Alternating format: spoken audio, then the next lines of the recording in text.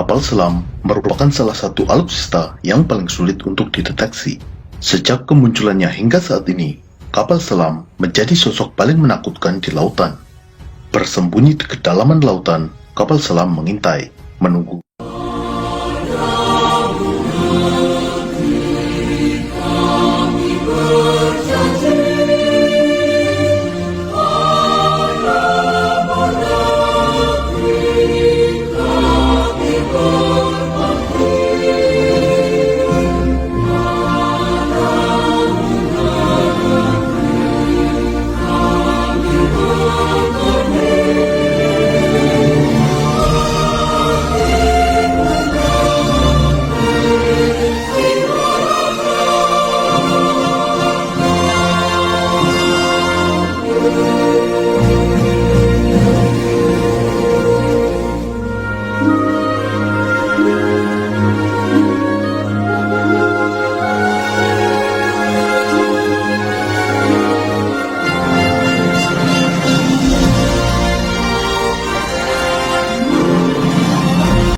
Dan pada saat yang tepat menyerang kapal permukaan tanpa disadari, kapal selam mampu menenggelamkan kapal yang jauh lebih besar.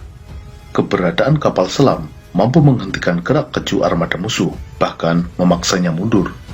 Dalam video ini, kita akan mengulas seluk-beluk tentang kapal selam, mulai dari sejarah, teknologi, fungsi strategisnya dalam militer, hingga kapal selam yang dimiliki oleh Indonesia. Kita mulai dari sejarah kapal selam. Desain, pengembangan, dan percobaan untuk membuat kapal selam telah dimulai sejak abad ke-17, mulai dari hanya sekedar desain hingga pembuatan kapal selam yang dioperasikan dengan tenaga manusia hingga tenaga mesin. Pada tahun 1864, dalam Perang Saudara Amerika, kapal selam konfederasi yang bernama Hanley berhasil menenggelamkan kapal USS Housatonic. Hanley sendiri adalah kapal selam yang dioperasikan dengan tenaga manusia. Kapal ini juga bukan sepenuhnya kapal selam, karena tidak mampu benar-benar menyelam. Hanya sebagian besar badan kapal terbenam di air. Kapal selam pertama yang berhasil benar-benar menyelam adalah Submarine Explorer pada tahun 1886. Kapal selam mulai digunakan secara luas mulai awal abad ke-20. Pada Perang Dunia Pertama dan Kedua, kapal selam memberikan dampak yang sangat signifikan dalam pertempuran di lautan. Jerman menggunakan kapal selam yang diberi nama Unterseeboot yang berarti underwater boat, disingkat U-boat, atau dalam bahasa Inggris dilafalkan U-boat.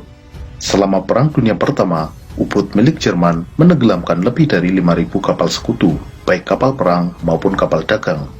Dalam Perang Dunia Kedua, 3.000 kapal sekutu terdiri dari 175 kapal perang dan 2.825 kapal dagang ditenggelamkan oleh U-boat Jerman. Meskipun di akhir perang, Jerman juga kehilangan 70% armada kapal selamnya. Pada saat Perang Falkland atau Perang Malvinas, kapal selam Inggris HMS Conqueror berhasil menenggelamkan kapal jelajah Argentina yang bernama General Belgrano. Setelah kejadian ini, Argentina menyadari bahwa mereka tidak memiliki kemampuan mendeteksi kapal selam.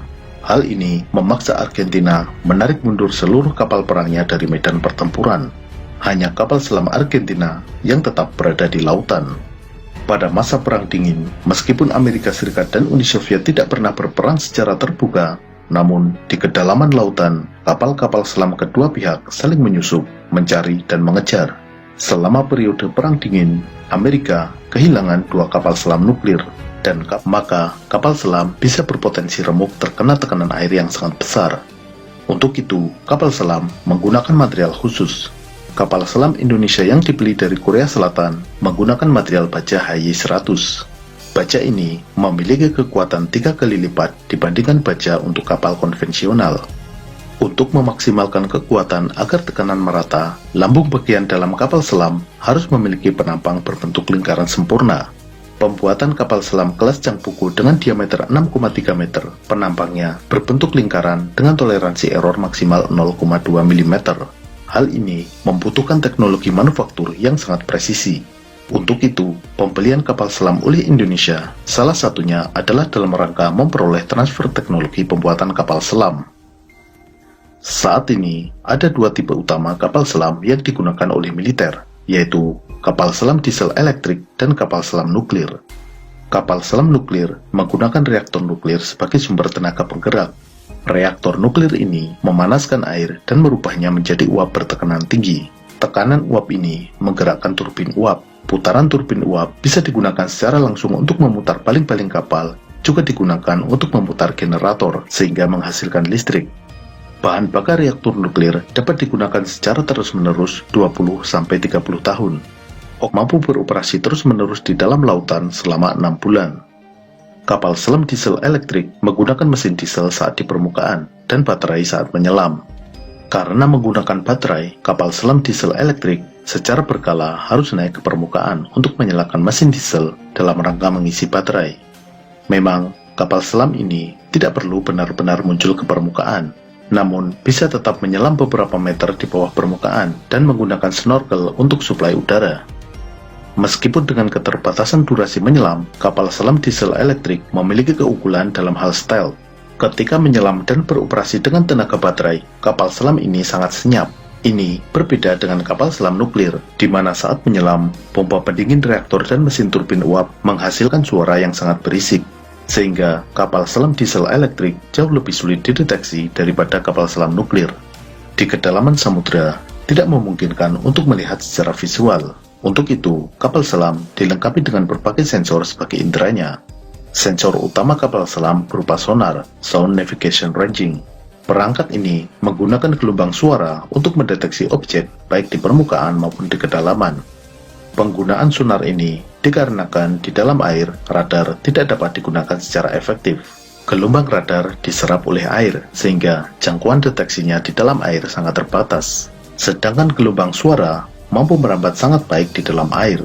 Kecepatan rambat gelombang suara di dalam air 4 kali lipat lebih cepat dibandingkan di udara.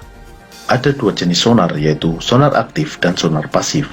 Sonar aktif memancarkan gelombang suara. Gelombang suara ini dipantulkan oleh objek lain. Pantulan gelombang suara ini kemudian ditangkap kembali oleh sensor pada kapal selam. Jeda waktu antara gelombang suara dipancarkan dan diterima digunakan untuk menghitung jarak objek tersebut. Frekuensi suara yang dipancarkan oleh sonar aktif umumnya adalah frekuensi suara yang dapat didengar manusia, dan suara ini sangat keras. Para penyelam yang kebetulan bertemu dengan kapal selam merasakan suara sonar ini menyakitkan telinga mereka. Sedangkan sonar pasif tidak memancarkan apapun.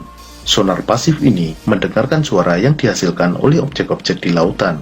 Sumber suara ini misalnya berasal dari getaran mesin kapal, riak air dari gerakan kapal, hingga suara kru kapal maupun kapal selam. Kapal selam modern dilengkapi dengan beberapa sonar sekaligus untuk mendeteksi objek yang berbeda. Sonar utama merupakan sonar panoramik. Sonar ini mendeteksi objek-objek di luar kapal selam. Kemudian, sonar pendeteksi ranjau untuk mendeteksi adanya ranjau laut yang dipasang oleh musuh, sehingga kapal selam dapat menghindar dari melewati area yang dipasangi ranjau laut. Active Ranging Sonar merupakan sonar aktif yang memancarkan gelombang suara untuk mendeteksi objek di lautan, utamanya kapal musuh sebagai target. Ship Noise Measurement yang mengukur kebisingan dari kapal selam itu sendiri. Kapal selam yang terlalu bising berpotensi dideteksi oleh musuh. Passive Ranging Sonar yang mengukur jarak ke target.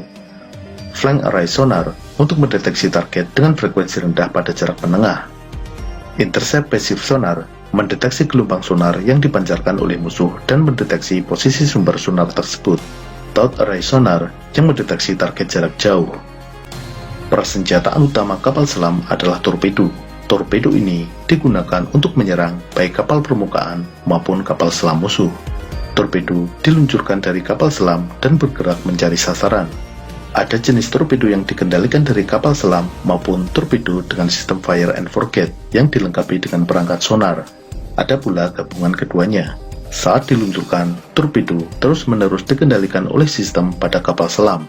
Antara kapal selam dan torpedo yang ditembakkan dihubungkan dengan kabel. Kabel ini bisa berupa kabel tembaga maupun kabel fiber optik. Ketika torpedo sudah mendekati sasaran, kabel ini dilepas dan torpedo menuju sasaran dengan sensor sonar pada torpedo tersebut. Ledakan torpedo memberikan dampak kerusakan yang jauh lebih besar daripada rudal permukaan. Karena meledak di dalam air, gelombang kejut ledakan torpedo menghasilkan efek yang bernama bubble jet effect. Torpedo yang meledak di bagian tengah kapal mampu mengakibatkan lambung kapal terbelah dan kapal patah menjadi dua bagian. Selain torpedo, kapal selam juga dapat digunakan untuk membawa peluru kendali, baik rudal balistik maupun rudal jelajah. Amerika menggunakan kapal selam sebagai salah satu elemen dari triad nuklir, 3 wahana untuk membawa dan mengirimkan senjata nuklir. Ketiganya adalah rudal balistik antar benua, pesawat pembom strategis, dan kapal selam.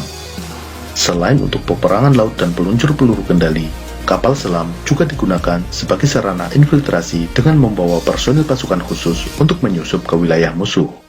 Karena perannya yang sangat strategis, Indonesia sebagai negara kepulauan mutlak membutuhkan armada kapal selam untuk menjaga kedaulatan perairan Nusantara.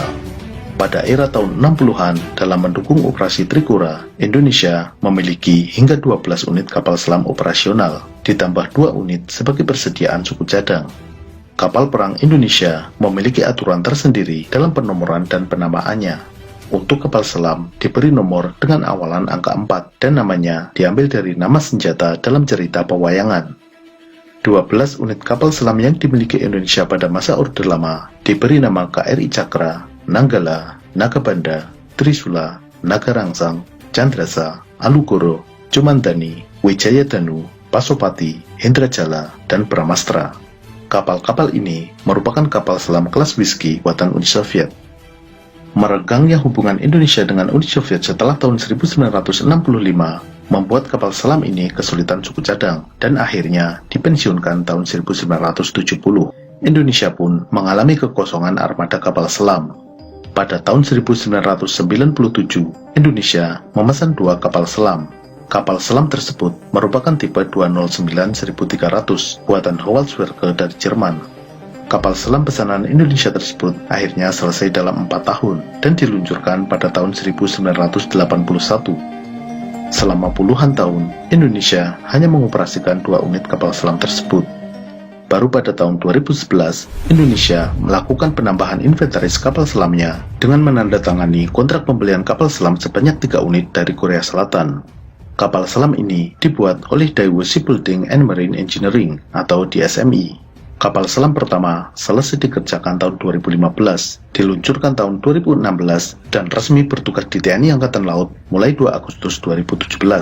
Kapal ini diberi nama KRI Nagapasa dengan nomor lambung 403. Kapal selam Indonesia yang dibeli dari Korea Selatan tersebut masih satu keluarga dengan kapal selam pengadaan tahun 77, yaitu tipe 209 buatan Jerman. Hanya saja, yang ini adalah tipe 209-1400, sedangkan kapal selam kelas Cakra adalah tipe 209-1300. Indonesia membeli kapal selam kelas Changpuku yang telah ditingkatkan kemampuannya, atau Improve Changpuku, dan kemudian dikenal sebagai kapal selam kelas Nagapasa. Kapal selam kelas Nagapasa merupakan kapal kelas Changpuku yang telah dikembangkan dengan penambahan beberapa perangkat. Perangkat yang ditambahkan pada kapal selam kelas Nagapasa diantaranya perangkat sonar CSU-90. Sonar buatan Atlas Elektronik ini merupakan sonar aktif dan pasif yang terintegrasi, juga memiliki kemampuan tracking sasaran secara otomatis. Perangkat lain yang disematkan adalah RESM atau Radar Electronic Support Measurement yang bernama Pegaso buatan Indra Sistema dari Spanyol. Kapal selam ini menggunakan periskop buatan Hensoldt dari Jerman, terdiri dari periskop Zero 400 dan perangkat optikal elektronik OMS 100. Untuk mengecoh torpedo lawan, kapal selam kelas Nagapasa menggunakan pengecoh torpedo Suka buatan Aselsan dari Turki. Untuk persenjataan, kapal selam ini dilengkapi dengan peluncur torpedo berdiameter 53 cm. Peluncur torpedo ini bisa meluncurkan torpedo 53 cm atau 21 inch, semisal torpedo Black Shark atau IGSUT-264. Torpedo yang sudah dipasang adalah torpedo Black Shark buatan Italia. Kapal selam ini juga dapat membawa rudal anti kapal permukaan, semisal rudal Harpoon. Dalam pembelian kapal selam dari Korea ini juga terdapat proses alih teknologi. Pada proses pembuatan kapal selam KRI Nagapasa 403 dan KRI Arda Dedali 404, teknisi dari PT PAL dikirim ke Korea untuk mempelajari dan ikut dalam proses pembuatan kapal selam tersebut. Pembuatan KRI Alugoro, modul kapal selam dibuat di Korea Selatan dengan tetap melibatkan teknisi dari Indonesia. Kemudian, modul-modul tersebut dikirimkan untuk dirakit di Indonesia di PT PAL. Setelah 3 unit kapal selam rampung, Indonesia memesan 3 kapal selam lagi dari Korea Selatan. Dalam kontrak pengadaan tahap 2, untuk kapal pertama terdiri dari 6 modul, 4 modul dibuat di Korea dan 2 dibuat di Indonesia.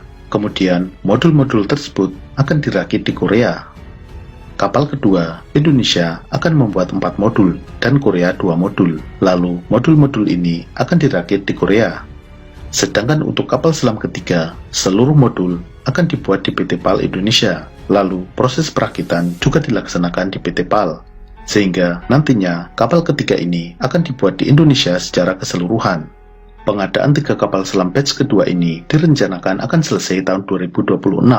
Artinya, pada tahun 2026, Indonesia akan mengoperasikan 8 unit kapal selam. Saat ini, Indonesia memiliki 5 unit kapal selam, terdiri dari 2 unit kelas Cakra, yaitu KRI Cakra 401 dan KRI Nanggala 402.